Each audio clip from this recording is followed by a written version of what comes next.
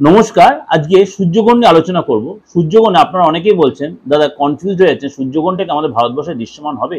না, ভারতবর্ষে আমাদের খুব একটা দৃশ্যমান নয়। কিন্তু ভারতবর্ষে এফেক্টেড। সুতরাং ভারতবর্ষে সূতক কালো ধরার দরকার নেই। কিন্তু ভারতবর্ষে কখন হবে? এটা রাত্রে হবে। রাত্রে 10টা 59 মিনিট বা 11টা থেকে এই গ্রহণ রাত্রি 3টে 23 মিনিট পর্যন্ত থাকবে। অর্থাৎ 21 তারিখ রাত্রে লাগবে, রাত্রি 11টা 10টা 59 মিনিটে, 22 তারিখ ভোর রাত্রি 3টে 23 মিনিট পর্যন্ত এই গ্রহণ, অর্থাৎ কম বেশি 4.5 ঘন্টা, মানে 4 ঘন্টা 23 মিনিট। নর্মালি হচ্ছে 4 ঘন্টা 23 মিনিট 24 মিনিট এই গ্রহণটা থাকবে।